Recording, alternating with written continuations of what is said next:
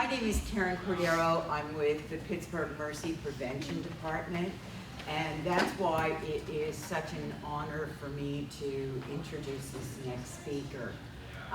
Jason told me I could just say, here he is. But what I would like to do is urge you to go on the app and read his bio, because his accomplishments are extremely impressive. So I will say, here he is, the Executive Director of the Pennsylvania Youth Conference, Jason Landau Goodman. Thank you. Thank you all for,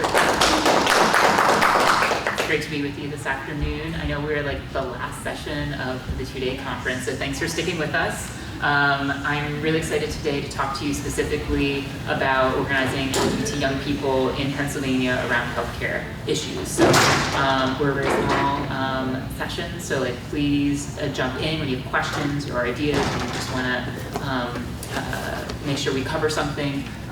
Please jump in. But I guess just by way of background, I got a call like 2 weeks ago. Hey, can you do this very specific niche session? I was like, sure. So hopefully today we're going to be able to cover a few things, just some youth organizing frameworks to better improve your maybe existing youth outreach or start something new that will be really effective and meaningful. I will also share with you our journey in Pennsylvania organizing with existing LGBTQ students. Also want to bring in for a few minutes our model of organizing, which we take from the Student Nonviolent Coordinating Committee, just as an example of really successful mass mobilization of young people on social issues.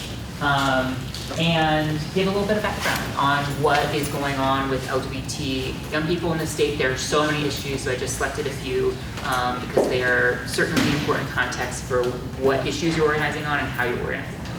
And finally, just open discussion, but certainly, again, feel free to jump in anytime. So I did just want to play a very short clip about, I think it sort of shows a little bit about background on QIC and also the role of young people in doing really effective advocacy work around healthcare. This was just over a year ago. Who here is familiar with the effort to block trans healthcare coverage under CHIP? It was a legislative battle, so a few of you. Yeah, the clip is very self-explanatory, but just so you know, we did win in the end. We did kill the effort. So here we go. Oh, of course, I played the ad for really wants you to see. Okay, here we go. 88 would save the Children's Health Insurance Program, or CHIP, before it expires in December, but a recent Senate amendment to the bill would prevent kids from receiving transgender-related health care. The Senate advancing CHIP reauthorization with the amendment banning trans youth from health care is cruel. This wicked version of an otherwise entirely non-controversial bill serves no other purpose than pure discrimination. The amendment states that benefits should not include reimbursement for gender reassignment surgery, but not limited to doctor services, in or outpatient hospital services, prescribed drugs, or counseling related to such surgery or services. Passing the CHIP funding bill, HB 1388, with this amendment, denying care to transgender kids will push more children to commit suicide. As a mom that has suffered that great loss, I would never want that for anyone. A cross-section of Pennsylvanians gathered at the state capitol to rally against the amendment to House Bill 1388, and during their demonstration, they received a letter of hope from the governor. The governor has communicated that he will veto House Bill 1388, printer number 2599, should it reach his desk. This little light of mine, I'm gonna let it shine. Many parents shared personal stories about the vulnerability of their own transgender children and why they're showing their support. Because of our health care and coverage, we have been able to avert things like depression and alienation that most transgender people face. ACLU Transgender Advocacy Coordinator Naima Sanchez has an answer for those who question why should taxpayer money be used to provide health care for the needs of transgender kids. We're currently already paying for health care for our children. I mean, the CHIP program is already in existence, so why not? You know, trans children have rights to health care as well. We reached out to the senator who sponsored the amendment, but his office said that he was in session and unavailable. House Bill 1388 would save the CHIP program, which provides health care benefits for uninsured children and teens, but unless it passes soon, it expires on December 31st. In Harrisburg, Mark Roper. So that was a really hard experience, but it showed that there is significant power in organizing with young people, making sure their lived experiences are speaking truth to power to those in the legislature, and we won. Yes, sorry, back. Who was the senator that sponsored the bill? Senator White, I believe. It's from Western Pennsylvania. He's mine. Yes. And I would say that this is an ongoing conversation. It's not like the whole conversation has ended, but this legislative fight, it did not advance. It was stripped out in the House. But that, again, is because we've been having really important conversations, not just about trans youth and their healthcare, but as trans youth sharing their experiences in their healthcare and why it is essential that they're able to go to the doctor and get all the services they need. So, yes. We are time limited, it's only a 45-minute session. So rather than going around and doing introductions and partners, I think just if we could maybe, a few of you would want to share why you chose this session and what you're hoping to get out of it. And as you introduce yourself, your name and your pronouns, where you're from. Anyone want to just, yes, thanks. My name is Janet. I use she and her pronouns. I'm an outpatient therapist in private practice in the South Hills of Pittsburgh.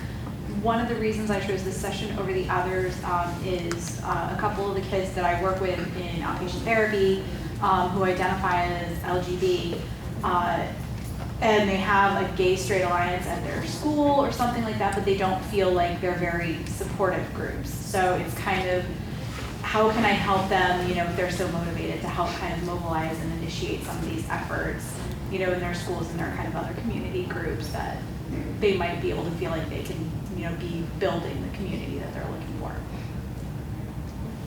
Thank you.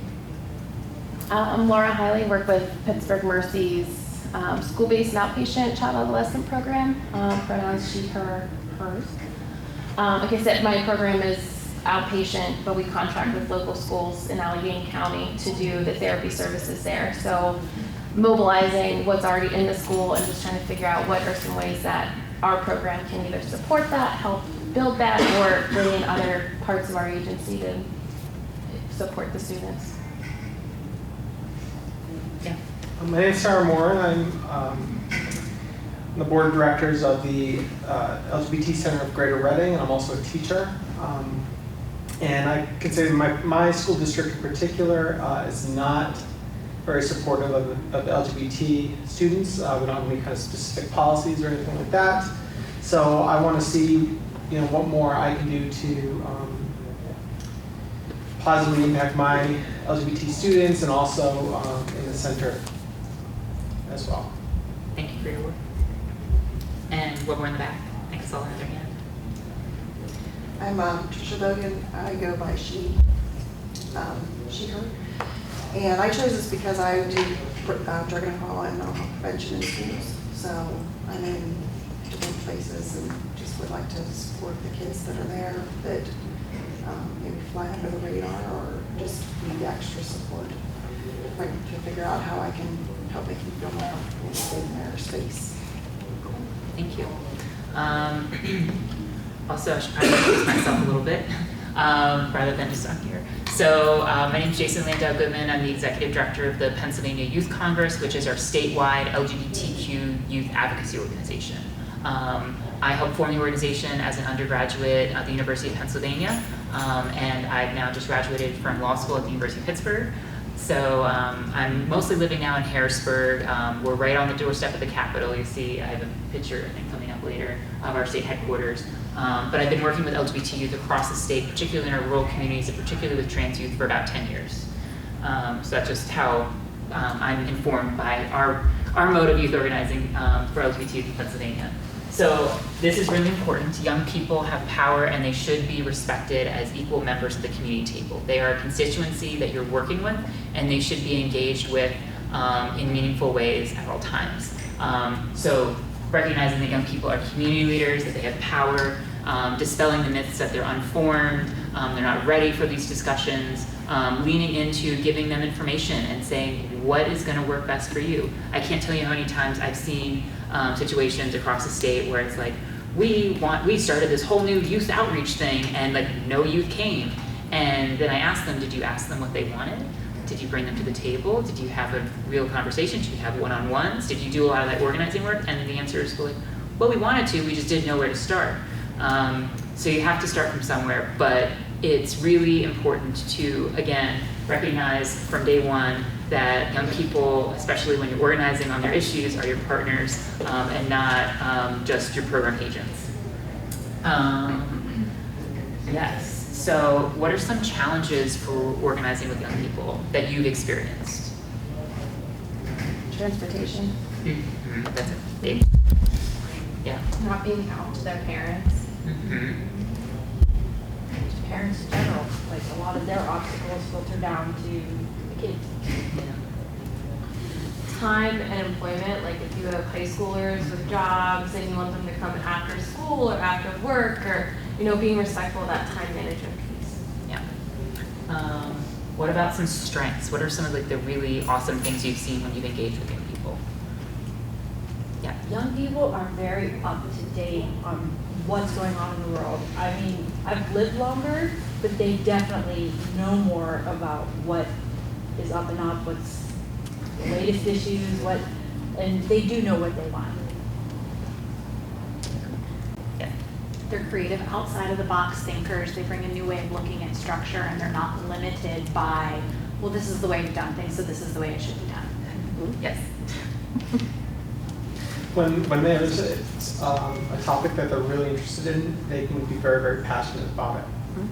Yes. Yep. They're not old enough to be kind of like beaten down by cynicism yet. There might be some like edgy cynicism, but there's still that kind of like, no, you know what, let's keep, like, we can do this again. Mm-hmm. Absolutely. And one more in the back. Oh, I was just going to say, like, working with youth, peer-to-peer with other youth just works so much better, too, rather than adult-to-peer. Absolutely. Empowering young people to be messengers with other young people. Definitely a best practice. So yes, our job in advocating with young people on these issues is making sure we're addressing all the barriers, but working to strengthen all of the awesome things that are happening. Yes, so I think as sort of in this conversation, recognizing the empowerment of young people as a generation of leaders, working on youth-specific issues, especially important because it impacts their daily lives. Young people have been at the heart of every successful social justice movement, every movement for meaningful change in our societies. You can think back to all sorts of different movements. So it's really important if we're addressing a social determinant of health, okay, how are we going to start, and you saw this in the tobacco video thing. It was my voice saying this. I was not on the screen at the end. But young people are learning behaviors right now. These are things you know. So how do you organize with them to make sure that those positive behaviors are something that are going to last for their lifetimes, whether it's tobacco cessation or whatever other issues. So yes, I thought I would just give you a very 5-minute overview about the history of PYC. So I was a student leader in LGBT work in Philadelphia, and I was at a conference in Bloomsbury University, and we had heard that morning that a young student by the name of Brandon Bittner had ended his life by walking in front of a tractor trailer at 4 a.m. in the morning. He had walked 7 miles in the cold and dark, and he felt like he had no hope related to the bullying that he had faced in his school. I was deeply affected by this. Many people were deeply affected by this. There was a big awareness coming of LGBT youth suicidality. At this time, this was Tyler Clemente, and it was a big jumping off point. I think that also just to recognize, in programs and activities, usually there can be a moment in time where an event happens or something meaningful happens that can galvanize folks to address mental health issues, all sorts of different healthcare issues. So this was my jumping off point, and I became very politicized at that moment, and we started organizing and figuring out, okay, so there are all these programs about young people but not involving us. So how do we build something greater that will actually advance anti-bullying legislation, that will actually meet with our school districts to figure out how we can move programs, initiatives forward. And so we formed our organization, which at first was called the Pennsylvania Student Equality Coalition, but this very long name, no one remembers it, so we changed it to Pennsylvania Youth Congress. But we mobilized with these GSAs all across the state. There are over 350 high school and college GSAs all throughout the Commonwealth. And we're seeing more and more in more rural areas. I keep getting updates from like Johnstown area and like the northern tier. Like there are GSAs that are popping up in places they haven't been before, and it's really exciting.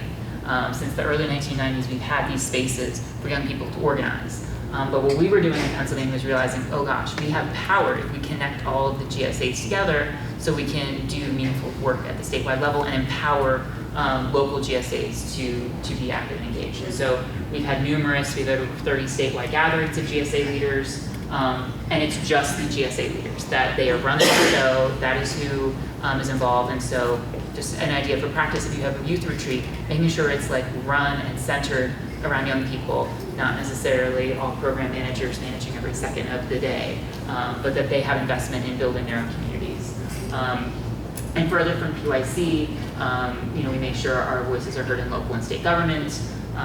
Again, the theme here hopefully is empowering your young people in your programs or your GSAs to go and speak directly with the policymakers or the program managers, whoever is affecting the situation at hand. We work with a lot of young people to advocate for trans-inclusive policies with their school districts. We have a model policy on our website. This was a photo from our successful campaign in the city of Pittsburgh a couple of years ago, and we're very much in the capital. Again, there are GSAs all over, so if you don't know if there's an existing LGBTQ student group in your area, please see me afterwards, and we're totally happy to connect with you. Also, you've probably heard prides are important. They are. It's like the biggest organizing day of the year. A lot of young LGBT folks come out. So if you have outreach opportunities, I think as Adrienne laid out, working with your existing LGBT infrastructure is great, because not always will people be flocking to like the county health department table. But if you have your resources at like the LGBT centers table, and help support them, that means a lot, and that gets your message out there a lot. So we work very closely with Dr. Levine. I was actually with her yesterday afternoon in Montgomery County. So bringing out folks is really important at the conference. Sometimes we also go to court from PYC, so you may have heard of us in the news, either with the Pine Richland case out in western PA in Allegheny County, like 20 minutes south of here, or more recently the Boyertown case. Has anyone heard of those cases? No, some of you are from the first county. So this is not the advocacy session that's next door, and they're amazing people. But this is a big court case, just that the U.S. Supreme Court actually declined reviewing. So we've won, providing for trans inclusion in Pennsylvania public schools. So it's a very, very big deal. And that was us at the Third Circuit Court of Appeals last summer on the left. So yes, this is another example of organizing around a moment in time that's really where people need community, where young people have an opportunity to really dive into the issues and figure out solutions. So who remembers when the current presidential administration took over the rescission of the Title IX guidance? A few of you, yeah, not great, but this was guidance. It was interpreting an existing statute. And so we still know that Title IX protects trans folks and LGBT students under sex discrimination. But in this moment, we were able to mobilize trans youth all across the state, meeting with our Secretary of Health, or at that time's Physician General, Dr. Levine, at our headquarters in Harrisburg. And that was a really powerful discussion, and that cohort has continued to meet. And so, yeah, just pointing that out. We also made sure we had a meeting in State College with the Secretary of Education.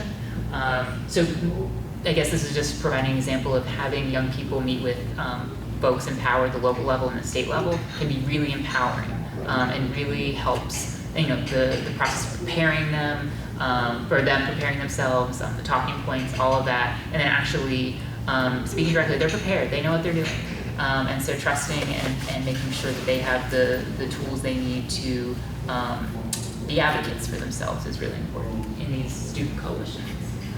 Oh yes, this is a pitch / just, we have an annual state LGBT youth conference called the Pennsylvania Youth Action Conference. You can go to website youthactionconference.com. So that's a great thing if you are connected with LGBTQ students to send them to folks come from all over the state. And it's a leadership conference, particularly for LGBT youth leaders of student coalitions. There are several LGBT student coalition, LGBT youth conferences across the state. One of them, the first ever conference took place in Erie. This year, we were up for that. The Pittsburgh Public Schools has done their first conference this year. There's one in Philadelphia. There's a very big one in central Pennsylvania. So those are just some of the hot spots. There's a couple others, and I'm happy to give you information because those are, again, really great ways to bring out folks that you're working with in your community. And if you're ever in Harrisburg, please stop by. We have our State LGBT Youth Center, which is a resource, and we're right across from the Capitol. If you come by. Another resource, which is really great, which hopefully you can pass on as is helpful. We wrote the proposal for this. Actually, the Pennsylvania has the first statewide LGBT commission from our governor's office. I think you probably heard from Todd yesterday. Okay. I'm not going to go over that, but it was a great moment. Also making sure your work with LGBTQ student coalitions is intersectional and meaningful in addressing a variety of issues. Just having a platform that addresses issues of potentially the more privileged folks in the LGBT community will not necessarily resonate and will turn off some really vulnerable, marginalized folks. We are very intentional about the activities and the events that we put on and making sure that we're having full reflection of our awesome community and engaging with folks who really need to be at the table with the microphone. And so we're talking about racial justice and economic justice, and it's not just limited to what we can silo in on as LGBT, but I think the lesson is whatever the specific advocacy point or community point that you're organizing on, it's informed by your constituency, those who are there, and also think about who's not there and why they're not there. So yes, I guess now transitioning to a little bit more about like youth leadership models. There's no right way, but it's important to be upfront with where you are at. So I know it's sort of hard to read, but I love this spectrum. It's from a youth leadership report that I actually first found when I heard the term youth-led. I was like, what is that? I was like 19. I was just used to being a young person who would have been an intern, stuck some envelopes, maybe look fancy on a poster, not, a year later being a lobbyist in Harrisburg and working on these issues. So youth-led, yes, is when young people are fully in charge of all aspects of the activity. Unless you have a young person as the executive director of your county health department, it's probably not, the executive level youth-led, but you can have youth-led components and make sure things are youth-run and youth-driven, and that's our best practice that I would share with you, is making sure, again, young people are controlling and influencing what's happening, and being careful, unless it is an intentional space for youth to be clients and someone, and just it's a one-way transaction. So just to name the different spectrum points, you have youth as clients, youth participation, youth involvement, youth-driven, then youth-run, and then youth-led. And yeah, just thinking about your existing infrastructure, where would you fall on this? And is there a way to increase more youth participation and youth engagement or youth leadership? What does that look like? Where are you now? Where do you have your capacity to support them and making sure something's youth-driven, adult-supported, for example. Oh yeah, actually, I'll let you share this. So this is a definition of youth-led from the Making Space, Making Change report. A youth-led organization or project is one in which the youth constituents decide what gets done and how it gets done. Youth leadership promotes the notion that adult allies should not do for youth what young people can do for themselves. So that really struck me when I read it as a teenager, and now I just turned 30. But it's really a great perspective to think about in your activities. And as has been mentioned, young people are really innovative and thinking on top of the ball about how do we do this better? How do we increase our engagement in our communities, addressing power dynamics, and making sure there's expectations of each part of the youth board, that there are things that are getting done, building organizational cultures, investing in leadership and personal development. I was just having this conversation outside. A lot of the leadership development in the LGBT community tends to be given to some of the folks who are more privileged rather than those who are most marginalized and who really should be at the center of the work that you're addressing for whatever issue. So we really want to make sure that whatever youth leadership cohorts that you're working with, there's a pipeline that impacts everyone. Is accessible to everyone. Because if you can't get there, and if you can't afford to be there, it's not revolutionary and it's not going to reach the right youth targets that you need. So as I mentioned, there's just things to consider when you're engaging with student coalitions, like the resources in their school, just like going to class and barriers there, staff development and management, leadership transitions, especially if you have like a leadership board in your program. How are you making sure that there's continuity in the information and the institutional memory? Also issues with burnout and self-care. A lot of this work is especially tough for young folks who are living the circumstances that you want to address, but also wanting to advocate for them. Intergenerational relationships, I could not stress how awesome they are, making sure, if you have an LGBT youth student coalition and you have an LGBT elder initiative in your area, maybe like having some cross dialogue or lunch every once in a while, that can be really powerful and memorable and inspiring, both ways. So, yes.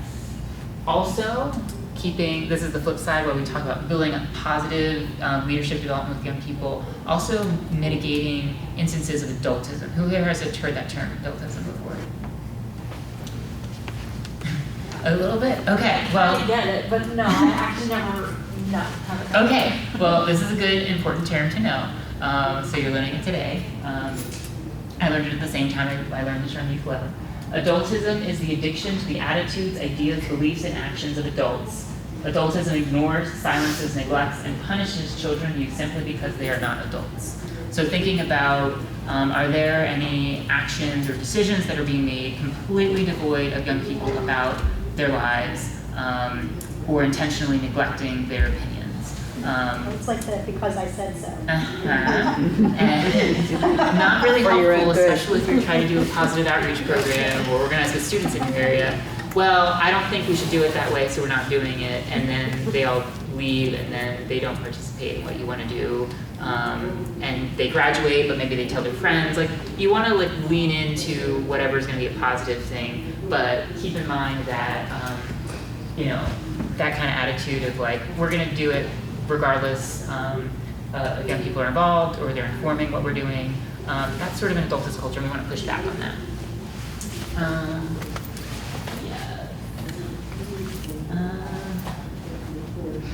Some of this stuff.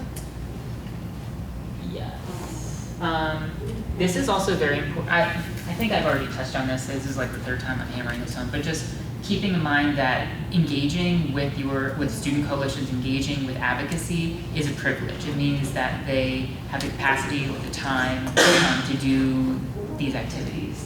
And it should be very intentional about the work you're doing, centering those who are most impacted by the issue. If you're working on a rural outreach program, make sure rural students are there, not just students in the city, or vice versa. Whatever the identities that are involved, making sure that they're present and engaged. Yes. Okay. Yeah, so transition. Again, this is student coalition. So, who here has heard of the Student Nonviolent Coordinating Committee? or SNCC. I know we're at a health conference. Why am I talking about a civil rights advocacy group from the civil rights movement? This is important. It's a really good model that we've learned from, and I think the more examples from history we can pull from, the stronger that our activities are going to be here today. So I think I'm going to, I really just like pull slides for another presentation, so I'm just going to skip a few of them, but I think just like saying, a little bit about Ella Baker, for example. She was one of Dr. King's right-hand people. She was a woman at the time in the suffrage movement where there were not very many women in leadership. But she was very clear that young people were going to have a space to organize. This was in a space where the Southern Christian Leadership Conference, SCLC, really wanted to make sure that young people were part of their organization, that young people didn't go off and do their own thing. But Ella was very clear that young people need to organize on their own terms. And that was inspiring for a lot of us in Pennsylvania. And just, I think, leaning into that young people can be very effective organizers. And that's what SNCC did with their participation in Freedom Rides, leading Freedom Summer, voter registration drives in the South, thinking really big and bold and actually accomplishing their vision. And saying, yeah, I know you don't think much of us, but we're going to do this, and we're going to do it well. And that's the spunky attitude of a lot of young people, where people underestimate the power, again, of young people and what they can accomplish. So sometimes in presentations we go through just some of those slides and skip over them. And also it's just funny to know, I've been to the South a number of times and went through their archives of their student organizing materials. And I would find these just letters just about financial situations, about issues with self-care, like the student leader needs to take off because he is burning out, cancel all the activities for the week. Clean up the kitchen, it is disgusting. It was just really great to like start to see that there's a lot of human aspects of the student organizing world, and it's a legacy. So also when you have a student coalition or young people coalition that you're working with, when they're tasked with approaching an issue or an advocacy plan or an advocacy goal, it's important to have an advocacy plan. We definitely are very intentional about using the one that Diane Nash shares around about making sure you're investigating your issues, you're educating each other, you're negotiating with those in power, sometimes you're elevating that to levels of demonstration or resistance, and then making sure the change sticks. That's the most important part that a lot of advocates and organizers will say. You can organize for something great, but making sure it's anchored and sustainable is really, really important. So that is a 20-second overview, but just to pitch, when you're organizing with student groups, really being intentional about thinking through the stages of advocacy and how to empower them to think critically about, like, okay, who are my allies? What are the challenges? How do I influence the right decision makers to be effective and succeed? There are many, many, many issues that young LGBT folks face. I think you're probably immersed in many of them, whether it's at home or school and communities, related to violence, street harassment, assaults in our schools, bullying, issues in our foster care system, in any system of care where the state is providing support, which I believe is what many of you are. And yeah, just a lot of discrimination in our schools. We do not have things that we're going into. Yes, as one of the big issues, I was not here yesterday. Did they go over non-discrimination protections in Pennsylvania? A little bit. I'll give you a 60-second primer. This is a big issue that definitely impacts LGBTQ young people. We do not have a statewide non-discrimination law. So there's no state law that says LGBT folks are protected from discrimination in housing, employment, and public accommodations. So while we hope there are mechanisms in the court right now and other venues to say that there is protections, some of your counties can deny care to LGBT youth. There's not a state law that forbids them from doing that. that. We have 55 municipalities across the state, which is more than any other state in the country that have local laws. Allegheny County and Erie County are the two counties, along with Philadelphia.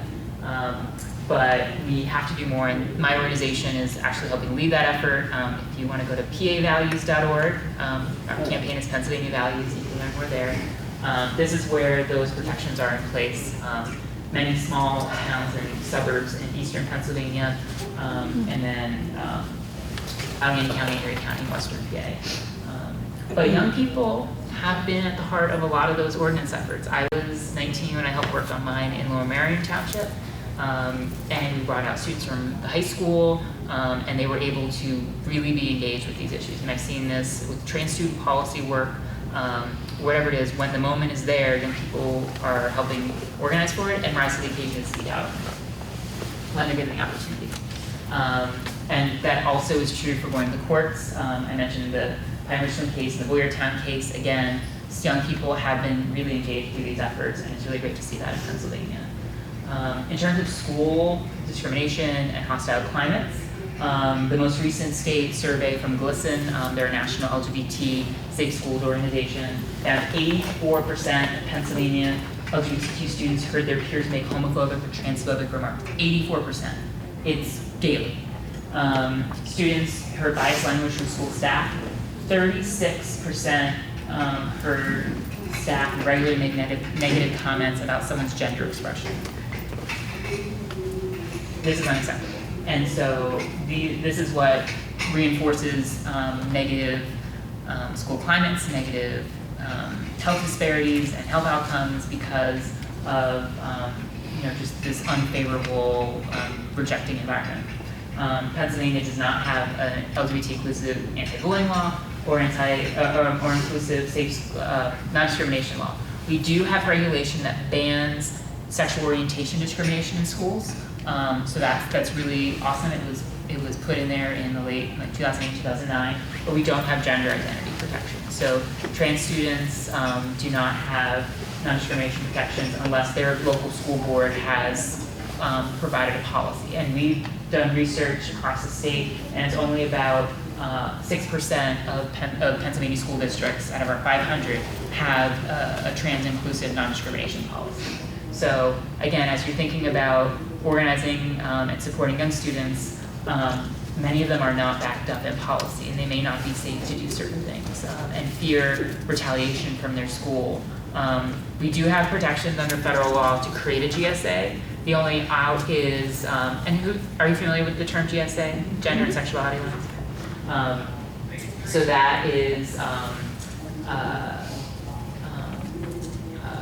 protected, like a school would have to disband all student clubs if they want to deny GSA. But sometimes they're sneaky, they'll be like, let's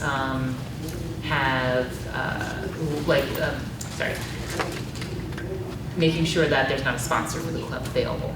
That's one way that schools have been around. So be careful about that trip and making sure you can find someone who's brave enough to stand up. So I think we have like 5 more minutes. There are so many other issues. I think I just want to open up for questions. Oh, yes. Okay, so all these things are happening. How do we organize with students? This was just my running idea list of the specific question that we want to bring it all home about was intervention and prevention, engaging them on health issues. So it doesn't have to be either or.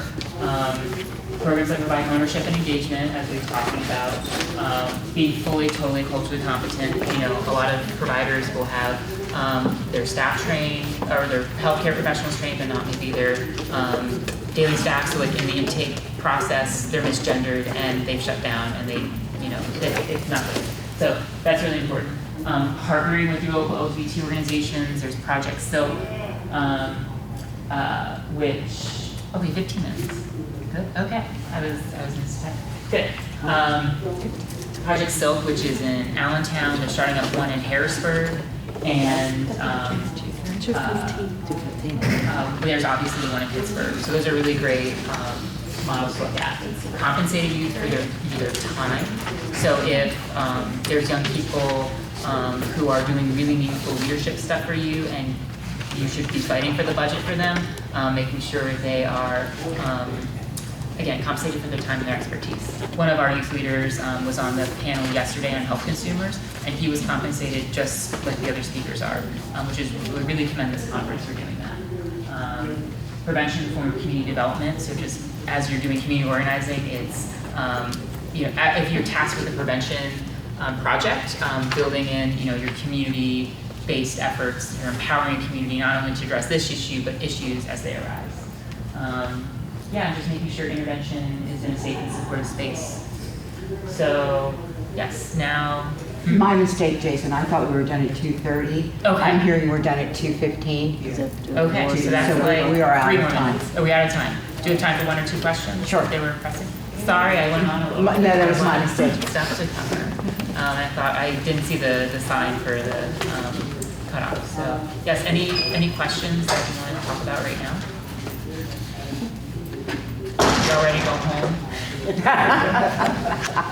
Well, hopefully this was something good to think about. Again, meaningful engagement is possible, and it's so important if you're working with any young LGBT folks. There's a lot of things going on in their lives that should not preclude them from being equal members of the table that you're working with. So I have cards, stickers, PYC things you can take back. But please be in touch anytime. Thank you all so much.